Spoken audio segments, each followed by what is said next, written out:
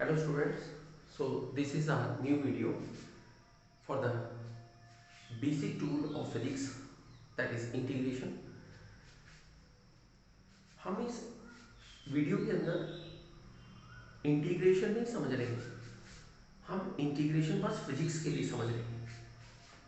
हमें mathematical stories के ऊपर उस चैप्टर को डाइव नहीं करना है, हमें समझना है कि इंटीग्रेशन की फिजिक्स में ज़रूरत क्या है। आओ कुछ एग्जाम्पल लेके देखते हैं। उससे पहले मैं आपको बता दूं कि जब हम इंटीग्रेशन की बात करते हैं तो बेसिकली जो इंटीग्रेशन वर्ड है, it comes from the word integrate. Integrate means to collect the things. To collect the things, if you are having very minute things, very small thing, and if you want to collect all of the thing to sum it up, we call it integration. अब physics में इसकी जरूरत कहाँ पड़ती है, जरा physics के aspect से देखें। मैंने आपके सामने एक फिगर बनाई है। एक फोर्स को देखें, 2 न्यूटन है x 0 पे, 1 मीटर पे भी 2 न्यूटन है, 2 मीटर पे भी, और 3 मीटर पे भी 2 है। आपको नाइन्थ एक बात याद होगी, अगर मेरे को वर्क डन कैलकुलेट करना है तो वर्क डन में क्या जरूरी है? Definitely force and displacement. क्या बता सकते हैं इस पूरे केस में फोर्स और डिस्प्लेसमेंट को अगर मैं यहाँ पर मल्टीप्लाई करता हूँ तो मेरे पास फोर्स की वैल्यू 2 न्यूटन है, टोटल डिस्प्लेसमेंट यहाँ पर 3 की हुई, और मेरे पास 6 जूल का वर्क। सो लेकिन जरा ध्यान दें, सेकेंड फिगर को देखें, फोर्स यहाँ भी है लेकिन फोर्स की वैल्यू यहाँ पर 2 है। थोड़ी देर के बाद वो थोड़ी बढ़ गई, थोड़ी देर के बाद वो फिर चेंज हो गई, थोड़ी देर के बाद फिर चेंज हो गई। अब मैं वर्क डन कैसे निकालूंगा? क्या मैं यहाँ पर फोर्स इंटू डिस्प्लेसमेंट कर दूंगा?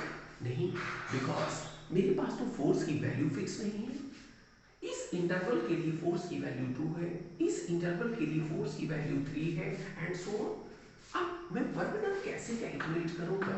ध्यान दें, मैं यहाँ पर अगर इस इंटरवल में सपोज फोर्स की वैल्यू 2 है तो 1 मीटर तक मेरी फोर्स की वैल्यू 2 इंटू 1 के हिसाब से आएगी। अगले 1 मीटर तक मेरा वर्क डन 3 इंटू 1 के हिसाब से होगा। नेक्स्ट में 4 इंटू 1, नेक्स्ट में हमारे पास यहाँ पर 4, क्योंकि हर 1 मीटर के इंटरवल के लिए मेरी फोर्स इतनी ही है। और उसके बाद अगर हम 10 यहाँ तक की बात करें, फर्दर ना देखें, तो 2 and 3 5 and this one is 9।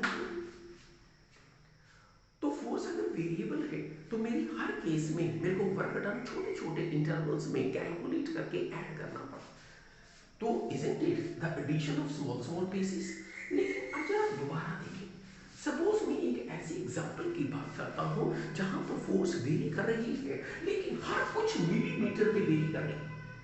2 Newton की फोर्स कुछ मिलीमीटर तक चली, उसके बाद 3 न्यूटन से मैंने बॉडी को खींचा कुछ मिलीमीटर तक। अब कैसे करेंगे? क्या आपको फिर नहीं लगता मैं यहाँ पर पहले इंटरवल के लिए फोर्स और उसकी छोटी डिस्प्लेसमेंट, अगले इंटरवल की फोर्स उसकी छोटी डिस्प्लेसमेंट, मैं इन सारी चीजों को लगातार लगातार ऐड कर दूं, क्योंकि मेरे को डेफिनेटली वर्क डन कैलकुलेट करना है। उस छोटे छोटे ग्रेन्यूल्स का, उन छोटे छोटे पीसेस का वर्क डन कैलकुलेट करना है। लेकिन क्या मैं इस इंटरवल को कुछ मिलीमीटर के लिए एफडीएक्स, इसको कुछ मिलीमीटर के लिए एफडीएक्स करते करते करते करते isn't it the thing become so large? मतलब अगर मेरे पास मैं वर्क डन की बात करूं तो मेरे को छोटे छोटे इंटरवल्स का सम करना पड़ रहा। But if the intervals become so small और फोर्स बार बार वेरी कर रही है, यही पर साइंस इंट्रोड्यूस करती है कि क्यों ना हम अपने वर्क के लिए स्मॉल एफडीएक्स को लार्ज नंबर पे छोटे ग्रेजुअल्स के लिए अगर ऐड करेंगे तो क्यों ना उन स्मॉल एडिशंस को डायरेक्ट देखने की बजाय, समेशन की बजाय एक टेक्निक बना ली जाए, and that technique is called integration. मैं होप करता हूं आपको पहले बात समझ आई होगी कि हमारे पास इंटीग्रेशन की फिजिक्स में जरूरत ही क्यों पड़ी, ऐसा क्या हो गया था।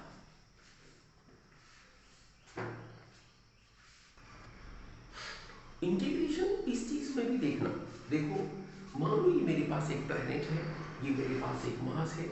आपने लोअर क्लासेस में पढ़ा, दो मासेस के बीच में एक फोर्स लगती है। ये बेसिक फोर्स ऑफ नेचर होती है, इसे ग्रेविटेशनल फोर्स कहते हैं। बट क्या आपने एक बात गौर की, आपके ये फोर्स डिस्टेंस डिपेंडेंट है। आप जरा सोच के देखिए, मेरे को इस मास को सपोज मूव करना है टूवर्ड्स द प्लेनेट और अवे फ्रॉम द प्लेनेट। क्या आप जानते हैं आपके इस मास को यहाँ पर क्या लगी होगी, फोर्स। लेकिन क्या आप ये भी देख सकते हैं कि अगर मेरा मास थोड़ा सा कुछ मिलीमीटर आगे आ जाता है तो क्या फोर्स सेम रहेगी? नहीं, फोर्स चेंज होगी, क्योंकि मेरा प्लेनेट से डिस्टेंस जैसे कम हो जाएगा, जैसे प्लेनेट से डिस्टेंस कम हो जाएगा, फोर्स का मैग्नीट्यूड बढ़ जाएगा। अब जरा फिर दोबारा देखिए, अगर मेरे पास यहाँ पर मेरा पार्टिकल कुछ मिलीमीटर और आगे आता है, कुछ मिलीमीटर और आगे आता है, व्हाट विल हैपन? मेरे इस प्रोसेस में और डिस्टेंस कम होने से फोर्स की वैल्यू और बढ़ने लगेगी। अब जरा सोच के बताएं, मेरे को मान लो यहाँ से लेकर यहाँ तक का वर्क डन कैलकुलेट करना है। अब वर्क डन कैसे कैलकुलेट करूँ? मेरी फोर्स तो हर छोटे छोटे इंटरवल्स में चेंज हो रही है।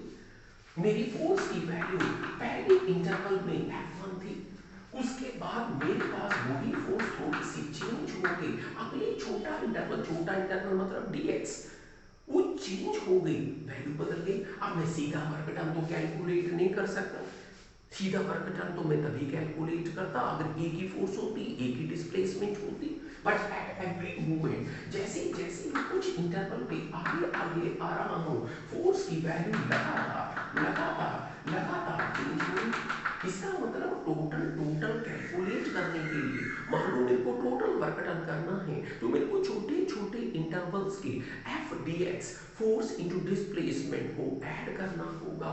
लेकिन क्या हम यहाँ से लेकर यहाँ तक कुछ कुछ मिलीमीटर की बहुत सारी एडिशन कर सकते हैं? नहीं, बहुत बड़ा हो जाएगा ये सब कुछ। और फिजिक्स कहती है क्यों ना हम उसको क्या कर दें, समेशन की बजाय इंटीग्रेशन, और इंटीग्रेशन के लिए यहाँ से यहाँ ये लिख देते हैं कि x जो है वो a से लेकर b तक जा रहा है। तब हम इस इंटीग्रेशन को डेफिनेट इंटीग्रेशन के नाम से जानते हैं। अब हम इंटीग्रेशन कैसे करते हैं, कुछ स्टेप तक जो फिजिक्स में नीडेड है, आओ उनमें से बात करें। सपोज आपको इस नोटेशन को दिया गया है, ये नोटेशन जो कि इंटीग्रेशन की नोटेशन। मान लो आपको कहा गया है कि y जो है x पावर n है, इसकी इंटीग्रेशन करें फॉर x, इसको बोलते हैं इंटीग्रेशन करें फॉर x। डेफिनेटली आप यहाँ पर y की वैल्यू भर देंगे। इंटीग्रेट कैसे करते हैं, ध्यान देना, इंटीग्रेट कैसे करते हैं, आपको जिस भी फंक्शन की इंटीग्रेशन करनी है उस फंक्शन की पावर में आपको 1 ऐड कर देना, और जो भी आपके पास ऊपर पावर बनती है उसको आपको नीचे भी लिख देना है, जो इसका एक बेसिक रूल है। लेकिन वर्डिंग को ध्यान देना, मैंने इस इंटीग्रेशन में लिमिट नहीं डाली है, और अगर मैं किसी इंटीग्रेशन में लिमिट नहीं डालता तो इस इंटीग्रेशन को कहते हैं इनडेफिनेट इंटीग्रेशन। इनडेफिनेट का मतलब मेरे को पता नहीं है कहां से कहां ऐड करना है, और ऐसे केसेस में यहाँ पर एक वर्ड c लिख देते हैं जिसे इंटीग्रेशन कांस्टेंट कहते हैं, जिसकी वैल्यू ऐसे ढूंढी नहीं जा सकती है until the limits are given. आओ मैं कुछ एग्जांपल के तौर पे बात करता हूँ। सपोज मैंने आपको कहा एक्स क्यूब की इंटीग्रेशन करें, एक्स क्यूब की इंटीग्रेशन, तो डेफिनेटली आई थिंक सो आप समझ गए होंगे मैंने 3 की पावर में एक ऐड करना है, और जो पावर ऊपर बनी उसी को नीचे लिख देना है। पर क्योंकि लिमिट्स नहीं है, मैं यहाँ पर एक चीज और जरूर लिखूंगा, इसको बोलते हैं इंटीग्रेशन कांस्टेंट। तो फिजिक्स के उन क्वेश्चंस को सॉल्व करने के लिए जहां पर आपकी फोर्स बार बार वेरी कर रही है, जहां आपका फंक्शन बार बार वेरी कर रहा है, और आपको वो सारी चीजें कलेक्ट करनी है, ऐड करनी है, उन ऐड करने वाली चीजों के लिए ये बात ध्यान दें, हमें इंटीग्रेशन की जरूरत पड़ेगी। लेकिन एक बात और ध्यान देना, अगर मैं आपको कहता हूं कि मेरे पास किसी एक ऐसी चीज की इंटीग्रेशन करें जिसमें x है ही नहीं, सपोज मैं एक कांस्टेंट की बात करता हूं, जैसे मेरे पास है कि 2 की इंटीग्रेशन करें विद रिस्पेक्ट टू x। अब जरा सोच के बताएं टू एक्स डिपेंडेंट फंक्शन नहीं है, टू कांस्टेंट है, लेकिन आप टू को बाहर तो ले जाएंगे, dx को ऐसे तो लिखेंगे, बट क्या आप बता सकते हैं what is left over? Nothing is left over, टू तो बाहर चला गया। और मैथमेटिकली वहां पर मैं क्या लिख सकता हूं अपने आप, वन। लेकिन अगर आप लोअर क्लासेस की फिजिक्स को, मैथ को जानते हैं, तो इंस्टेड ऑफ वन मैं उसकी जगह पर खुद ही लिख सकता हूं समथिंग पावर जीरो। इसका मतलब अगर अकेला कांस्टेंट मेरे पास है, इसको मैंने बाहर निकाल दिया, तो मेरे पास जो चीज बची है वो जीरो नहीं है, वो वन है। वन मतलब समथिंग पावर जीरो। अब एक नॉर्मल प्रोसेस के दौरान मैं उसी तरह से इंटीग्रेशन करूंगा, और इंटीग्रेशन कैसे करूंगा आप समझ गए। मैं टू लिख के एक्स की इंटीग्रेशन हो रही है, उसकी पावर में वन ऐड करूंगा, जो ऐड हो गया उसी को नीचे लिखूंगा, and you will get it like this 2x। और क्योंकि मैंने लिमिट्स नहीं दी हैं, आप यहाँ पर एंड में ये वर्ड जरूर लिखेंगे जिसको कहते हैं इंटीग्रेशन कांस्टेंट, और आपके लिए ये वर्ड सिंपली 2x है। इनडेफिनेट इंटीग्रेशन में एक आधी और एग्जांपल देखें। सपोज मैं आपको कहता हूं कि मेरे पास 3x² + 7 की इंटीग्रेशन करें। गौर करें मैंने लिमिट्स नहीं दी हैं, और अगर मैंने लिमिट्स नहीं दी हैं तो इसका मतलब ये इनडेफिनेट इंटीग्रेशन है। अगर आपके पास अलजेब्रिक साइन प्लस या माइनस के हैं, तो आप इंटीग्रेशन में ये कर सकते हैं कि अपने फंक्शन को सेपरेट करके भी लिख सकते हैं। तो आप लिख सकते हैं मैंने चीजों को पहले सेपरेट कर लिया। अब इस पार्ट पे देखें, इंटीग्रेशन x के वेरिएबल पे हो रही है। x की वेरिएशन से सबसे पहले मैं यहाँ पर 3 जो x पे डिपेंड नहीं कर रहा है उसे बाहर निकाल लूंगा। आपके पास ये वर्डिंग ऐसे बनी। यहाँ पर 7 जो x की वेरिएशन में नहीं है, मैं इसे बाहर निकाल रहा हूँ, यहाँ पर मैं dx लिख दूँ। और अगर आपको पिछली एग्जांपल समझ आ गई होगी तो मैं यहाँ पर 1 मतलब समथिंग पावर 0 भी रिप्रेजेंट कर दूंगा। So what I will get, 3 is there, x की पावर 2 है, इंटीग्रेशन में मैं पावर में एक ऐड करके नीचे लिखने लगा हूँ। इंटीग्रेशन में मैं पावर में एक ऐड करके नीचे लिखने लगा हूँ, और क्योंकि ये इनडेफिनेट इंटीग्रेशन है, मैं इंटीग्रेशन कांस्टेंट का तो जरूर यूज करूँ। हाँ, उसके बाद अगर ये कट जाता है तो you will get x³ + 7x plus integration constant. तो जो इंटीग्रेशन है वो दो तरह की है बच्चों, एक डेफिनेट इंटीग्रेशन और एक इनडेफिनेट है। कुछ चीजें ऐसी हैं जहां पर मेरे को जो इंटीग्रेट करना है, सम अप करना है, उसमें मेरे को बताना है कहां से कहां, तो इसे कहते हैं डेफिनेट इंटीग्रेशन। लेकिन अगर मेरे को लिमिट्स ना पता हो तो हम कहते हैं ये इनडेफिनेट है, जो आप ऑलरेडी पढ़ रहे थे। आप देखिए जब आप फिजिक्स में कोई वर्क डन कैलकुलेट कर रहे हैं, कोई और तरह की एग्जांपल वेरिएबल फोर्स की कैलकुलेट कर रहे हैं, मैं आपके लिए फिर एक वर्ड लिखता हूँ।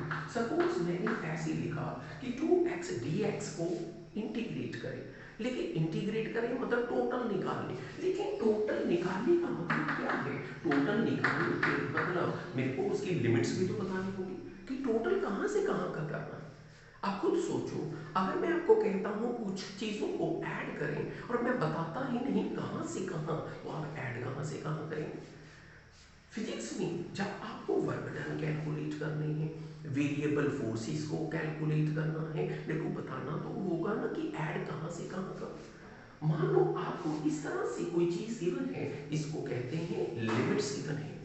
ये लिमिट्स हमेशा नीचे से ऊपर की तरफ बोलनी है।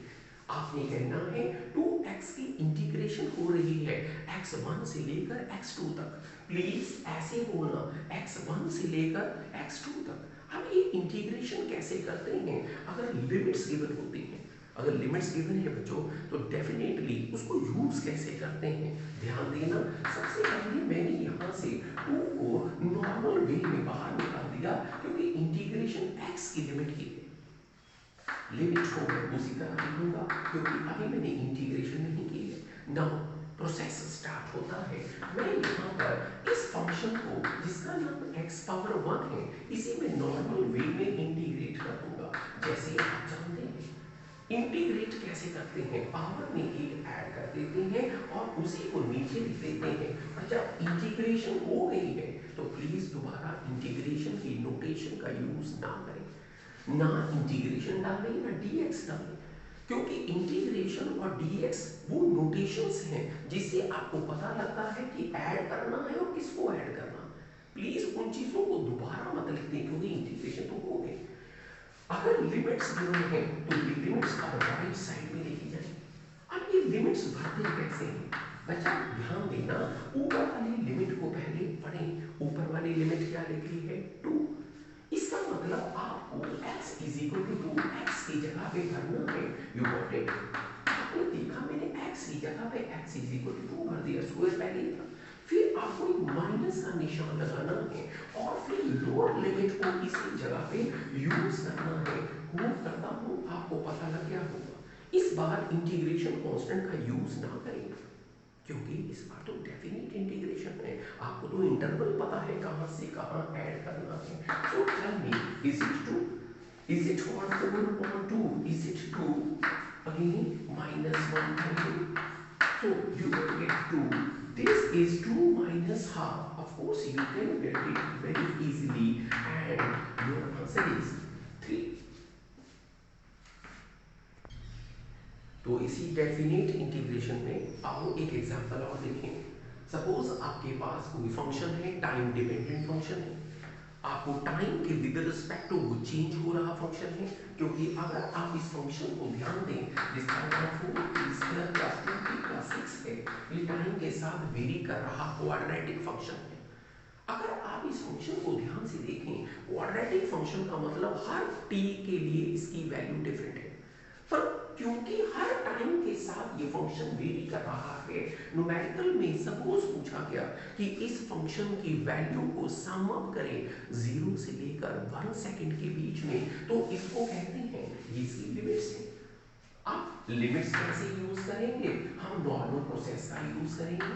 क्या आप ये बात समझ जाएंगे कि मैं सबसे पहले अपने इन इंटरवल्स को सेपरेट करके लिखूंगा, और आप देख सकते हैं मैं इन इंटरवल्स को सेपरेट करके लिख रहा हूं, और ताकि हम इस सेपरेट इंटीग्रेशन को यूज करें अलग। लेकिन शर्त याद रखना, आपकी इन चीजों के बीच में अलजेब्रिक साइन प्लस या माइनस का हो और नहीं। अब जरा ध्यान दें, मैं पहले वर्ड को 4 लिख रहा हूँ, मूव करता हूँ। अब आपको ये इंटीग्रेशन कैसे की है पता लग गई होगी। लिमिट ऑफ कोर्स इंटीग्रेट करने के बाद राइट साइड में लिखनी है। 2 को फिर लिख रहा हूँ, t की पावर 1 है। आप यहाँ पर इंटीग्रेशन लिख सकते हैं और राइट साइड में लिमिट लिख सकते हैं। उसके बाद आप 6 लिख सकते हैं। आपको पता है वहां पर बहुत बार समझा चुका हूं कि 6 बाहर जाने पर यहाँ पर जो चीज बची है वो t पावर 0 है। मीन्स मैं यहाँ पर जब इंटीग्रेट करूंगा तो मेरे पास यहाँ पर इंटीग्रेशन का वही प्रोसेस यूज होगा। सो 4 यहाँ पर है, लिमिट भरने जा रहा हूँ। आप जानते हैं पहले मैं यूज करूंगा अपर लिमिट, फिर मैं इसी की जगह पर यूज करूंगा लोअर लिमिट। आप यहाँ पर ये चीज पहले भी काट सकते हैं, इवन बाद में भी आप काटें। टी को मत छेड़ना जिसमें लिमिट भरनी है। टेल मी, क्या मैं पहले अपर लिमिट यूज करूंगा, फिर माइनस लगाकर इसी की जगह लोअर लिमिट, फिर मैं यहाँ पर 6, यहाँ पर अपर लिमिट, फिर माइनस लगाकर फिर लोअर लिमिट।